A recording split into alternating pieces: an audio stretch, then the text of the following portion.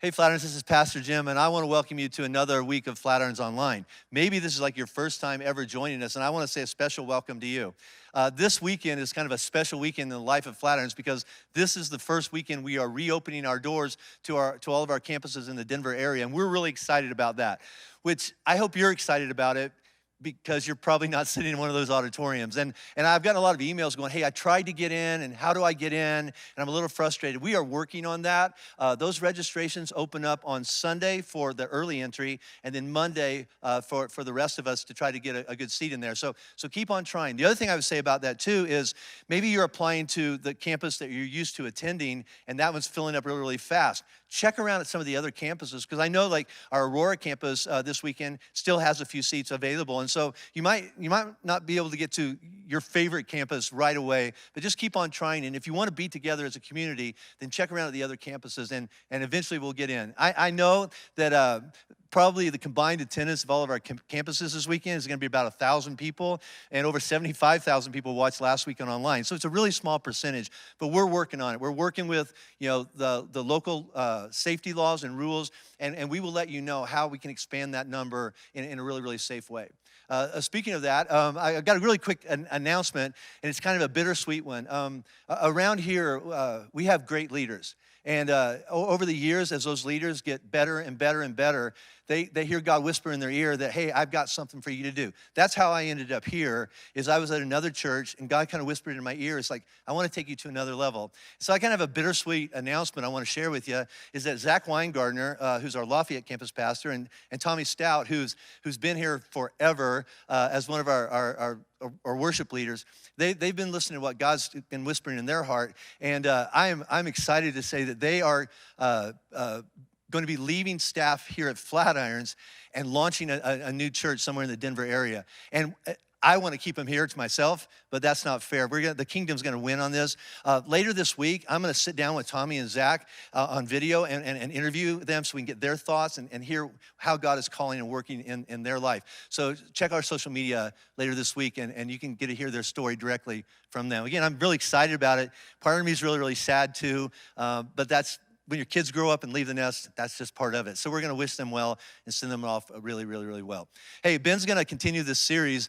His health is back. He's ready to go today, and he's going to be talking about this First Comes Love, and we'll be talking about attraction. And so to set that up, the band's going to play like one of my favorite songs by Taylor Swift, because when people look at Pastor Jim, they go, that's a Taylor Swift fan right there. So here's the one, and then we'll listen to what Ben's going to share with us today. Really glad you're here.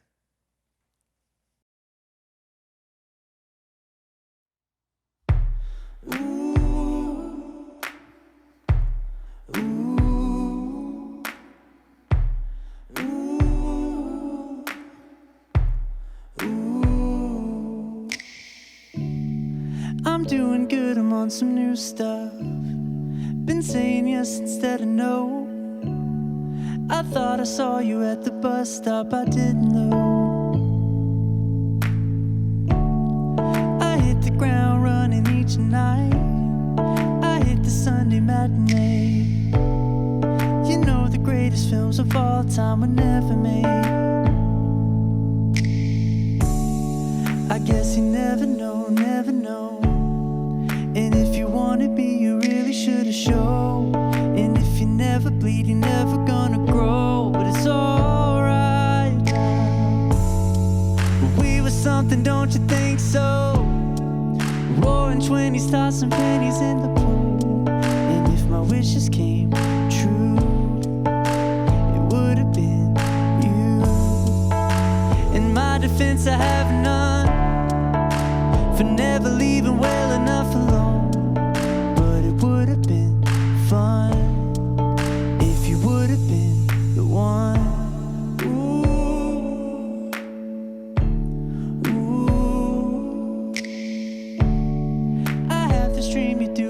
Stuff, having adventures on your own. You meet some woman on the internet and take her home. We never painted by the numbers, baby, but we were making it count. You know the greatest loves of all time are over now. I guess you never know, never know. And it's another day waking up alone. We were something, don't you think so? Roaring 20s, tossing pennies in the pool. And if my wishes came true, it would have been you. In my defense, I have none for never leaving well enough alone. But it would have been fun if you would have been the one. And I persist and resist the temptation to ask you if one thing had been different. Would everything be different today? But we were something, don't you think so? Rosy flowing with your chosen family. And it would have been sweet if it could have been me. In my defense, I have none for digging up the grave another time. But it would have been fun if you would have been the one.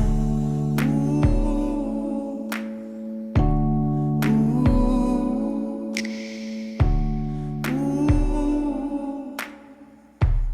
Ooh. Ooh.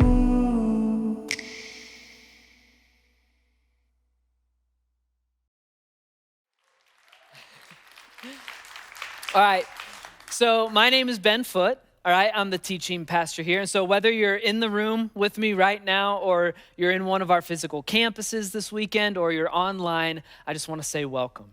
I also, right off the bat, I got to do this. I have to give a huge thank you to Jim for covering me last week. So if you tuned in, you found out I was supposed to be teaching last weekend, but I had a very nasty cold. All right, don't worry. I went and got the test. My results came back negative. By the way, if you have not had the nasal swab test yet, you are missing out. All right, it feels like you jumped nose first into a pool that has too much chlorine while inhaling. It's fantastic.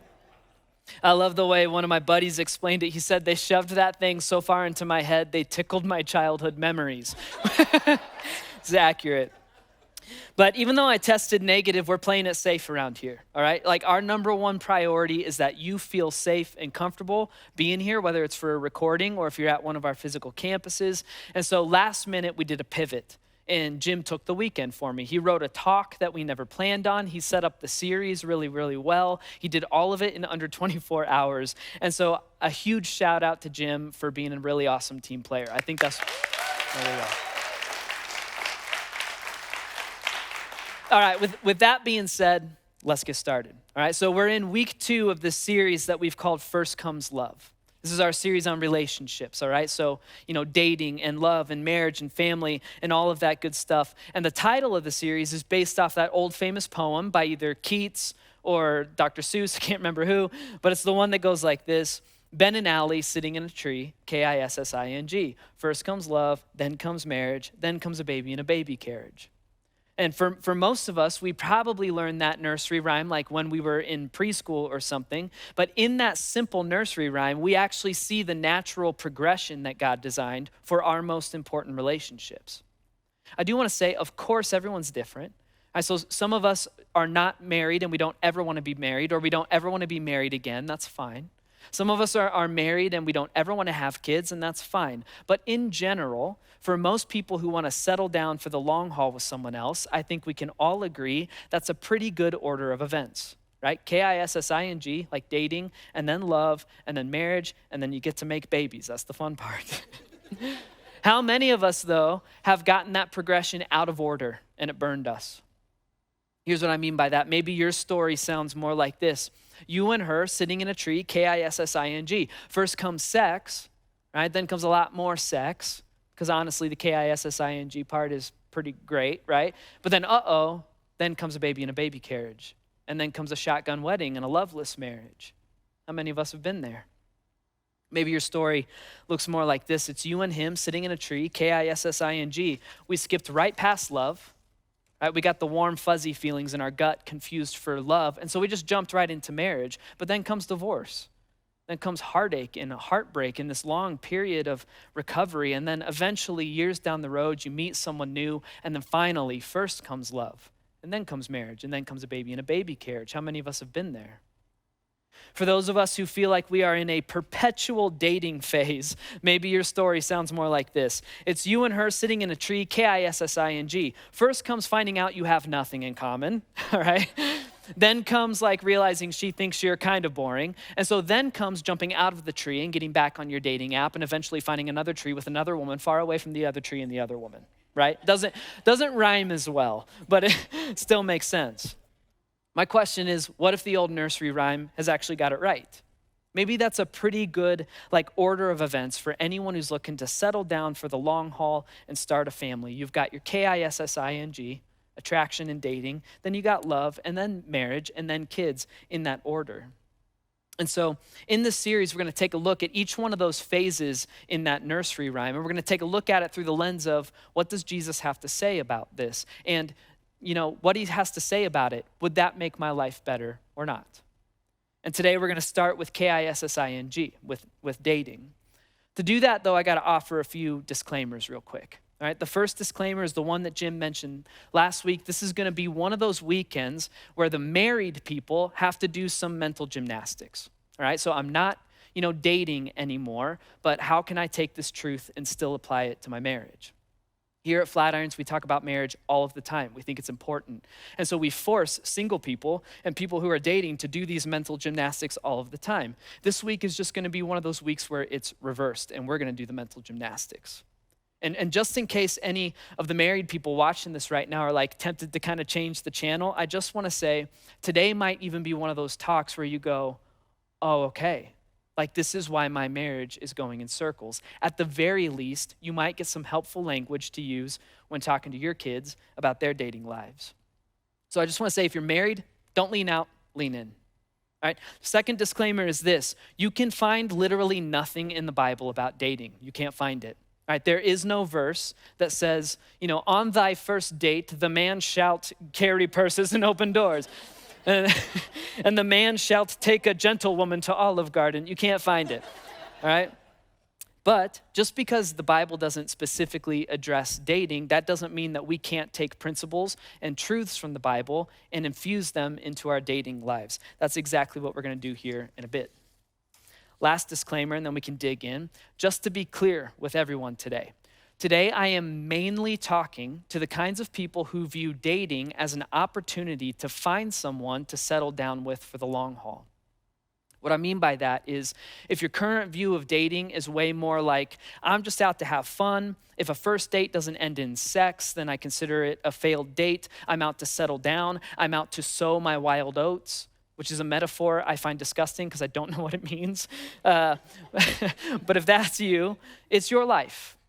All right, you're in control, you're at the wheel, you get to make those decisions. I would just challenge you to watch this thing until the end and actively ask yourself, which way of life seems better?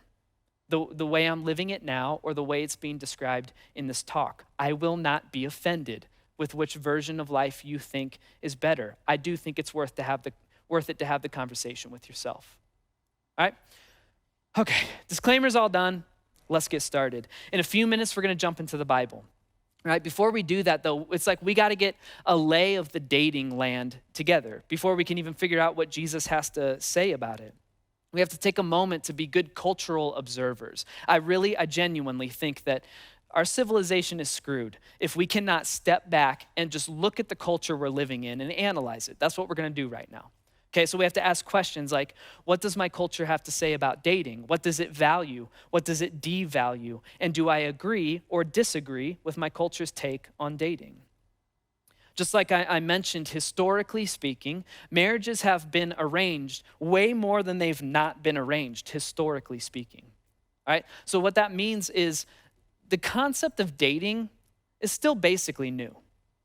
What I mean is in Western civilization right now, we're all basically playing this brand new social game with each other that we've called dating. At the same time, we're trying to create the rules to that social game at the same time. This is why anytime I ask a person who is single or dating, I ask them hey, what's the dating scene like? They always answer the same way. They say it's complicated. Of course it's complicated. We're playing a game and we don't have the rules for it yet. And so you might view the benefits and goals of dating one way, but your ex-boyfriend had a completely different set of rules. That's why you broke up with them. It is complicated and it is confusing, and we are still trying to figure it out. And because of that, in the midst of all this confusion, I've seen a few myths arise. I've seen a few lies arise, and I've watched friends buy into these myths, these lies about dating and relationships, and it's caused them harm. And so I want to call out two of the myths that I see in the world of dating right now. All right, the first one is born out of this place where we say things like, don't take dating too seriously. You know, dating is about having fun. It's born out of this place where we view dating as inconsequential, meaning as long as you're having a blast and everything is consensual, no one is getting hurt. And so the myth naturally becomes this: dating is just harmless people shopping. We are shopping for people. We view men and women like items on the shelf at Target, and we don't want buyer's remorse. And so we get really, really picky. So for example, we say like, oh, he's really handsome. You take the item off the shelf and you read the back of the box and you're like, he doesn't have a very stable career. Never mind. Or you go, oh, she's really pretty. And you take the item off the shelf, you turn it around. Oh, she thinks the show Friends is quality TV. That's a deal breaker. We're shopping, right? We're shopping for the best sex. We're shopping for the most attractive person or the smartest, funniest person or the person with the most stable future who has the greatest potential to provide for our expensive tastes. We're shopping. We have entire dating apps based on this myth. I'm sure there's healthy dating apps out there. At the same time, I think Tinder is like the worst offender of this view of dating. It's people shopping. It's their business model. If you're unaware of what the app does, you look at a picture of someone. You swipe left if you're not interested in that item. You swipe right if it's an especially hot little item. How is this not damaging our society? You can leave Jesus out of the equation right now if you don't really even believe in him yet. I'm appealing to your logic right now. How is this not damaging our society? It's a distorted view of human beings.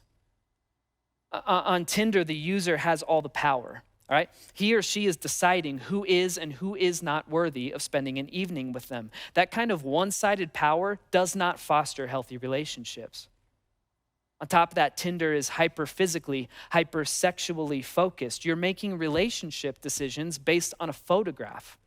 No wonder America has like a crisis in self-esteem and self-worth. On top of that, on Tinder, as we overvalue sexuality and what you look like, by nature, we then devalue everything else about you. You are a photograph that somebody wants to have sex with. That's it. And so all these other pieces of you, like your story and what makes you laugh and what makes you cry and your values and your dreams and your goals, these are unimportant in this view of dating. The only thing that's important is that you take a good picture, you use a good filter, you hide your big ears and your birthmarks or whatever, and if you do, maybe you'll get laid tonight. Just as a pastor right now, I'm asking you, like as an individual, aren't you more important and valuable than that? I believe you are. Dating is just harmless people shopping. It's a myth. It's a myth because it's not harmless. In this view of dating, you are a commodity. You think you're the one doing the shopping. You're also the item on the shelf. You are something to be purchased and owned in order to make someone else's life better. And then when you begin to sour, they will go to customer service and return you. You will go back to the shelf. You cannot convince me that this isn't doing damage to our society. Can't convince me that it's not hurting humanity to treat men and women like commodities. That's the first myth that I see about dating that's doing damage to people I care about. The second one is this. Maybe it'll sound familiar to us. The myth is this: dating is all about finding the one. I see this one a ton in Christian people specifically. We're looking for the mystical one. We fall into believing this myth that out of 7.8 billion people on planet Earth, there's this one perfect person that you're destined to be with. The Taylor Swift song that we just listened to is all about that. And so dating then becomes this process of finding a needle in a haystack. It comes with all this anxiety, right? Is she the one? Is he the one? What if I get it wrong? What if I actually met the one back in college and I screwed up and I lost my chance? Or what if my one lives in the middle of Peru or something? How am I ever going to meet her? It comes with all this anxiety. Of course, we should be wise and discerning about the people we date and the way that we treat them. I just don't believe that God has created and then hidden from you this one specific person. And if you find them, life will be peaches. And if you don't find them, you'll be miserable for the rest of your life. I don't believe God has you on a scavenger's hunt with the odds of your happiness being 1 in 7.8 billion. Those are not good odds. But a lot of us fell into that myth.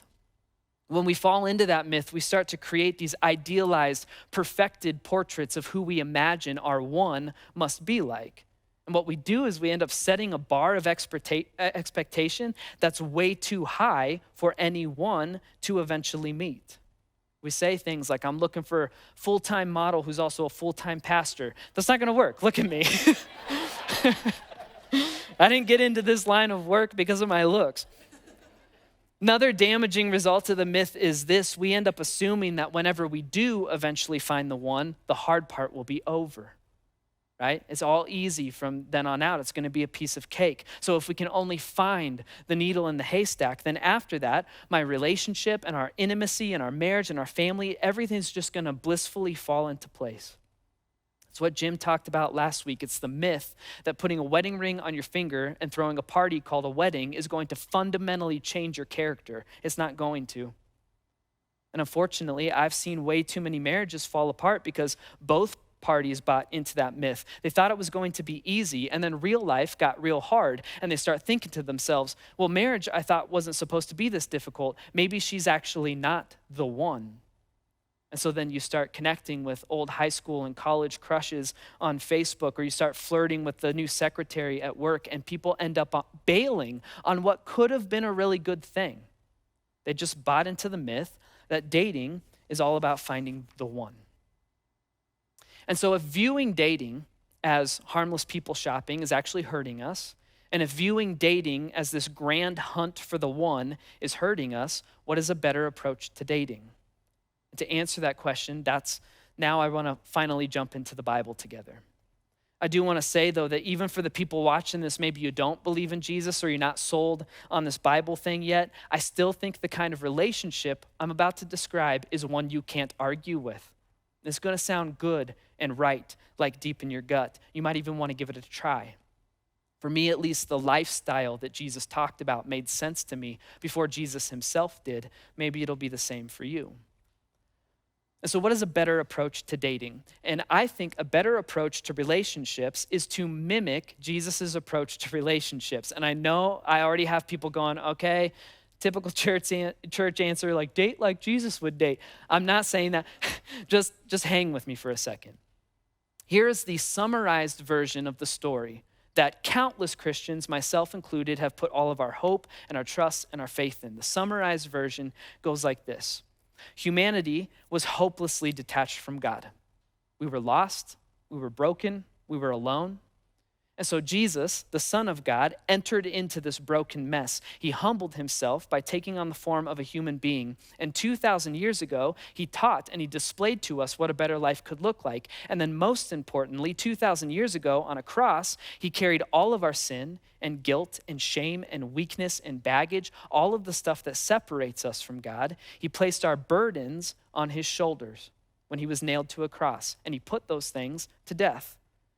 And then after that, he came back to life just to prove, if I can do that, I can do anything with your life. Here's why I give you the summarized version of my faith. It's because the mission that Jesus is on is one of carrying our burdens so that he can heal us. This verse in 1 Peter sums up Jesus' mission really, really well. He says this, he himself, so Jesus himself, bore our sins in his body on the tree, on the cross, so that we might die to sins. So the stuff that keeps us separated from God would die, and then we could live for righteousness. We could live a good and more right life. Peter says, by his wounds, you have been healed. Jesus carries our burdens so that we can be healed. And then the crazy thing is, we are told to mimic him. The Bible says this, says, carry each other's burdens, and in this way, you will fulfill the law of Christ. Here's what that means. right? According to Jesus, a better way to live your life is this. You put your faith in him and you allow him to carry all of the burdens that only he can carry. The weight of sin in your life, your detachment from God, all of the big spiritual, like existential stuff. And then after that, you mimic him by going to other people and helping them carry the kinds of burdens, the other kinds of burdens we have in this life. Financial stress, like mental health, or fear of the past, or fear of the future, you name it. We carry each other's burdens like Jesus carried ours. Jesus tells us to become burden carriers. What if, rather than going person shopping or searching for the mystical one, instead, what if you approached dating as an opportunity to become a burden carrier and then go find another burden carrier? And I know that couldn't be further from our current culture's view of dating, which is just about having some carefree fun. In that version of dating, you can't carry a burden because you're not allowed to reveal one. You just have to look pretty and be fun. But even though it's pretty countercultural, I believe that when you become a burden carrier and then find a burden carrier, I believe that kind of relationship can go places instead of just go in circles. Let me explain what I mean by that. There's this verse in the Bible, almost always taken out of context. See if it sounds familiar to you. It goes like this: do not be yoked together with unbelievers. For what do righteousness and wickedness have in common? Or what fellowship can light have with darkness? The number one way that verse is usually taken out of context is someone like me gets on a stage like this and we read that verse and we tell you that what it means is a Christian cannot marry someone who's not a Christian. And if that verse sounded familiar, you're like, that's the context I put it in, right? It's like, oh yeah, don't marry an unbeliever. Yeah, I remember. Paul is not talking about marriage in here. He's just not at all. That's an okay application of the verse, right? Because it's a great idea to not marry someone who has a completely different worldview than you, but he's not talking about marriage here. He's talking about theology. Right, he's saying, hey, don't take what I'm teaching you about Jesus and then mix it up with a little bit of this other teaching over here from this religion or some of these principles from this one false teacher over here. If you do that, you will have an unequally yoked community and belief system. The reason I bring this verse up is because of the metaphor itself. Right, this concept of being yoked to one another or being yoked to Jesus, it pops up all over the Bible. Some cultural context for us, because most of us are not, farmers in 2,000 years ago. Some cultural context, a yoke is a wooden neck piece that two animals wear. Most of us know that, right? So like two oxen as an example, and you yoke them together so that they can plow a field together or they can carry a cart with a lot of weight in it. Now, an equally yoked pair of animals just means that both animals are roughly the same, like height and strength and weight. And an equally yoked pair of animals can get places and they can carry a lot of weight doing it. In fact, the math is actually crazy. It doesn't make logical sense. An equally yoked pair of animals can carry 10 times the amount of weight that one animal could on its own. On the other hand, an unequally yoked pair of animals, that's bad news. Right? Unequally yoked means that one of the animals is shorter, smaller, or weaker than the other one. And in most cases, with unequally yoked animals, they go in circles, literally. So it's almost like you're in a canoe and you're rowing just with one oar on one side, You're just gonna go in circles. Same with unequally yoked animals. And in the worst case, it can actually break the neck of the animal who's left to carry all the weight by themselves. What does this have to do with dating? I have only been in ministry for about a decade. It has been enough time for me to see what typically destroys relationships, right? Whether it's dating or marriage or even just friendships. And most of the time it happens when one person in the relationship suddenly starts focusing on what they want and what they need instead of what the other person needs from them. The relationship becomes unequally yoked. One person stops carrying their fair share of the weight. They force the other person to carry the weight, and the relationship starts going in circles. You can't get anywhere together anymore. And eventually, those people either just go in circles for the rest of their relationship or they call it quits. And in the worst case scenario, I've seen it even breaks the one who had to carry all the weight by themselves. This verse about, not being unequally yoked. Since we're talking about dating right now, I would apply it this way. I would say, don't even start dating if you don't want to carry the burden of someone else with them. Just don't even get into it. Don't leave someone else out there to carry all the weight of the relationship. If you do, it will go in circles. You might even break the other person. I could give you a bunch of small practical tips, for dating and relationships, the kind of stuff I talk about in premarital counseling meetings. I could tell you stuff like, hey, don't even buy a wedding ring until you've had your first fight. You need to make sure you can fight fair and make up. Or I could tell you, hey, make sure you're marrying someone who, first and foremost, is a good friend. I've known Allie, my wife, for 14 years. If I got Friday night open, I still want to hang with her. She's a good hang. I could tell you don't hide anything. Right? Hidden stuff never stays hidden forever. It's better to just spill the beans and get it over with. I've learned that one the hard way. I could give you a bunch of small practical advice for relationships, but since I have this one moment right now to speak to people who are single or dating, you're on the front end of a future serious relationship. All I want to stress to you right now is you have a legitimate shot at going places in your relationship if you become a burden carrier and then go find a burden carrier. If you become equally yoked in that way. If you and the person that you're dating never let go of that, you'll get to experience a true grit relationship. True grit. What I mean by that is a relationship where you don't give up on one another. A relationship where you crawl down into the mess and shame and fear and baggage of the other person in order to help them carry it. It's a relationship where you won't get left out to dry because you're doing life with a fellow burden carrier. And in fact, I believe that the real, authentic, true grit, legit version of love actually happens when you have that aha moment where you're like, wait a minute, carrying this other person's burdens doesn't feel burdensome to me. It feels natural. It feels right. I think that's where love begins. But I'm stepping on toes because love is next week. And so right now, all I want to say is this. If you're dating, become a burden carrier. It is exactly what Jesus has done for us. And then find a burden carrier. And I'm telling you from personal experience, it is a really good way to go places in a relationship. Here's why I can say that from personal experience. All right, Allie, my wife, and I, we do not have the perfect marriage. All right, no one does. If they say they do, they're lying to you, run away. We don't have the perfect marriage. At the same time, I'm not going to lie to you, we have a very happy marriage. I didn't say easy, I said happy. And I do think that this burden carrier thing is central to the reason that we have a happy marriage. And I will never forget the moment this clicked with me, on a deep personal gut level. It was 2009. Allie and I were engaged, but we weren't married just yet. And one night we were in Allie's townhome sitting on the couch and we're actually addressing envelopes for our wedding invitations. I can remember everything about this night. I remember where we were sitting. Her hair smelled like campfire smoke because she went camping the night before with some friends. I remember everything about it. And we had been sitting there addressing envelopes for a couple of hours. Then she gets a phone call from her mom. She goes off and talks with her mom for a few minutes. And then she hangs up, she comes back and she gets real emotional.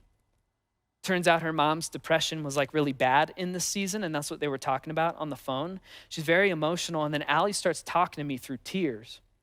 Got to remember, we're literally addressing envelopes for our wedding invitations, And she starts talking, and she goes, Ben, what if I wake up a few years from now with the same depression my mom has, and you're already married to me? It's too late. What if you end up getting stuck with something that you never signed up for? And even though this was before I believed in Jesus, something very Christ-like clicked in my gut. And I just had this deeply rooted realization that I was not going to go anywhere. I was never, ever, ever going to bail on that woman. I was signing up for the unknown. I know that. I was overjoyed to be doing it. For better or for worse, in sickness and in health, till death do us part, I'm not going anywhere. And so whatever happens in the future, I'm going to bed with Allie every single night. Whatever happens in the future, I'm waking up in the morning with Allie every single morning, and I won't be able to solve all of her problems. I might not be able to solve any of her problems, but I'm ready to carry them with her. In that moment, addressing envelopes with Allie, I saw so clearly what my job was, and I was pumped to take the job. My job was to be her burden carrier. I wanted nothing else. I still want nothing else when it comes to my relationship with Allie. Here's the twist to that story. A few years after that moment, addressing envelopes with Allie, a few years into our marriage, guess who woke up with depression? I did.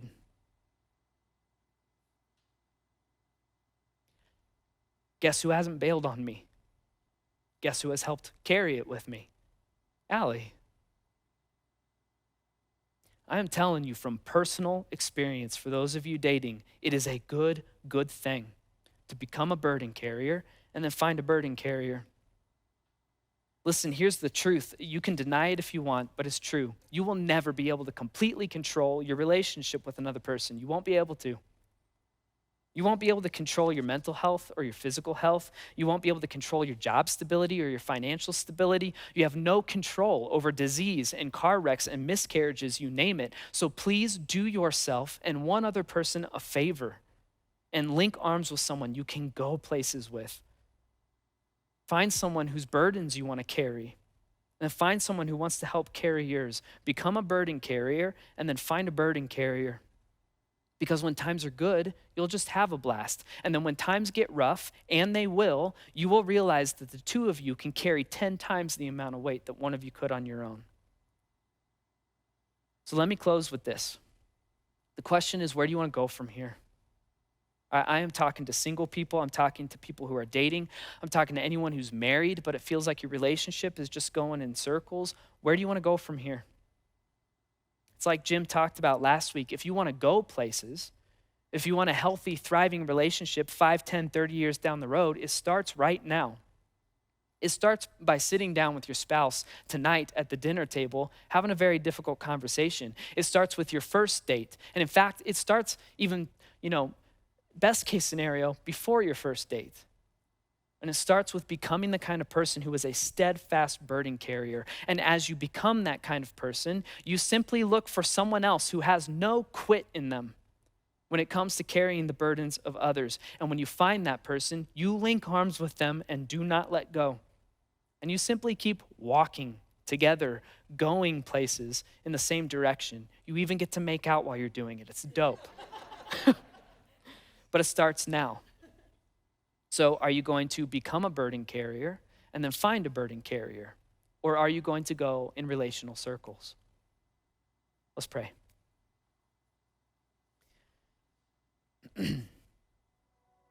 God, we thank you so much for Jesus and the example that he set for us and what he's done in our lives. He is the ultimate burden carrier. God, we thank you so much for the fact that 2,000 years ago, he put our sin and our shame and our baggage and our weaknesses, and he put them on his shoulders, and he nailed them to a cross. He put them to death. He is the ultimate burden carrier, and we thank you for him. God, for any of us who are single or dating right now, God, I'm praying for the courage to just become a burden carrier. I'm praying for the wisdom and the discernment to find another burden carrier. God, for any of us who are married, I don't know, maybe we need to have a pretty serious conversation tonight. God, I pray that you give us the courage, if that's us, to sit down at the dinner table tonight and just go, hey, listen, I got to tell you something. I have not done a good job carrying your burdens, and I'm sorry. God, give us the courage to do that. And then God, for anyone who's heartbroken right now, God, for anyone who lost a relationship, whether that was a couple months long or decades long, God, for anyone who hears this message and they just feel pain and heartache, God, I'm praying that you be close to them. God, please show them that you care, that you have not bailed on them, and that you mourn when they mourn. And then ultimately, God, again, we just thank you for Jesus and the fact that he is our burden carrier. And it's in his name that we're about to worship. And it's in his name that I pray right now. Amen.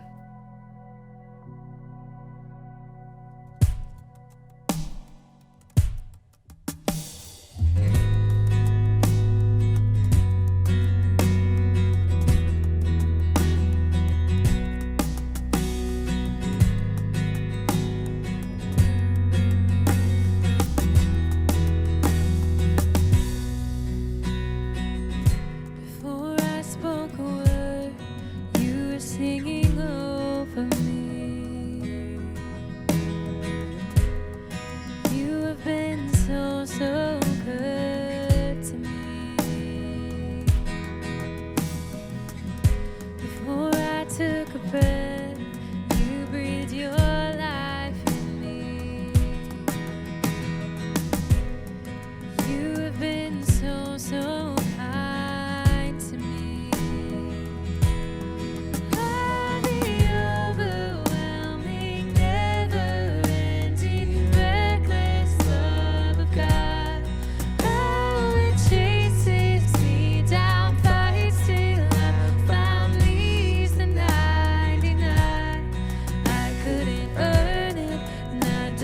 deserve it. Still, you give yourself away.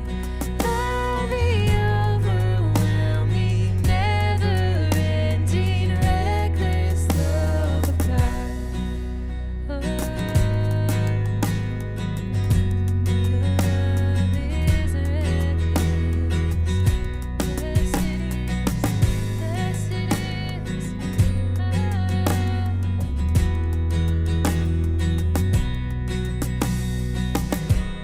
When I was your foe, still your love fought for me. You've been so, so good to me. When I felt no worth, you paid it all for me. You've been so, so kind to me. Oh, the overwhelming, never-ending, reckless love of God. Oh, it chases me down, fights till I'm found, leaves a 99. I couldn't earn it, and I don't deserve it. Still, you give yourself away. Oh, the overwhelming, never-ending, reckless love of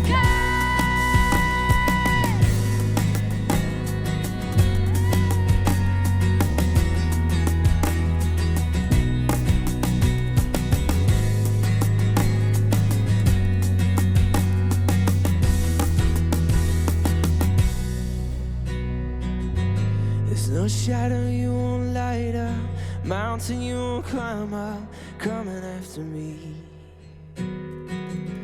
There's no wall you won't kick down, lie you won't tear down, coming after me.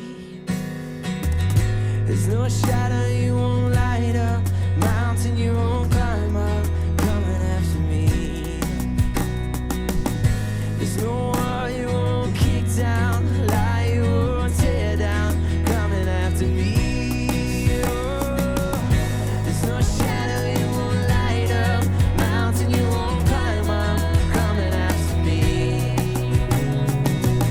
There's no wall you won't kick down, lie you won't tear down, coming after me. There's no shadow you won't light up, mountain you won't climb up, coming after me. There's no wall you won't kick down, lie you won't tear down, coming after me. The overwhelming, never-ending, reckless love of God. Oh, it chases me down, fights till I'm found, leaves a 99. I couldn't earn it, and I don't deserve it. Still, you give yourself away. Oh, the overwhelming, never-ending, reckless love of God.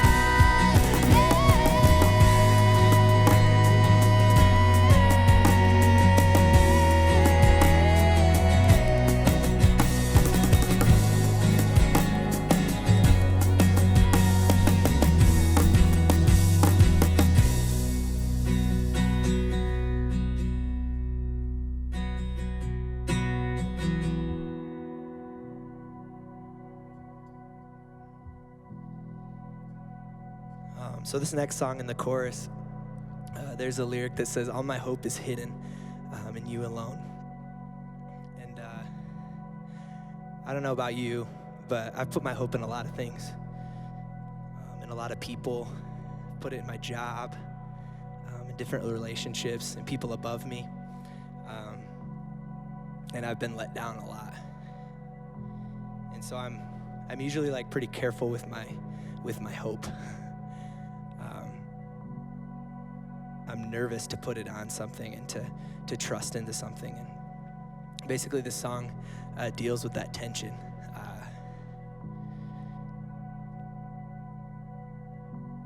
And at the end of the day, because of what Christ has done for us on the cross, because of what he is and who he is. He's someone that's trustworthy. He's someone that we can put our hope in. He's someone that we can give our life to. And so that's what this song talks about. So God, we thank you for your love. We thank you for the cross. We thank you that even though we've been let down by other people or other things or by our own hopes or dreams, that you're faithful. And that when our faith fails, that you remain faithful and that we can put our hope in you, God. We love you.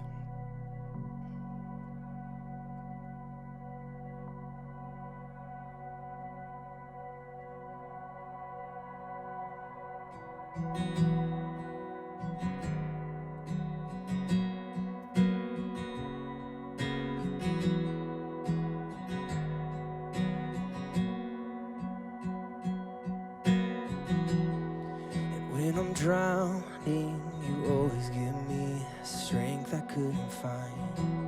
And when I'm searching, you'll always be found. And when I stumble, you pick me up and set my feet on solid ground.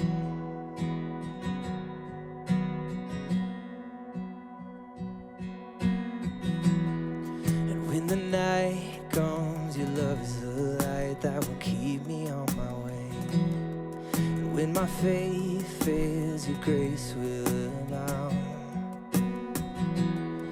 And when my hope fades, you point me right back to you, and you alone, you alone. So take my life, surrender, let my heart become your home, 'cause all my hope is hidden in you alone, in you alone. So I will trust in you, God, your very word, my cornerstone.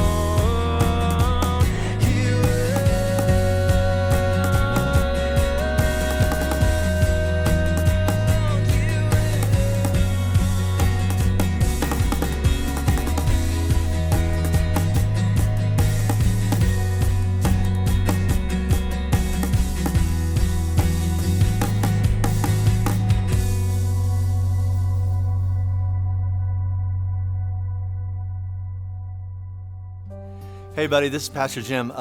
This next weekend, I'm going to be picking up where Ben left off, and we're going to be looking at this concept called love.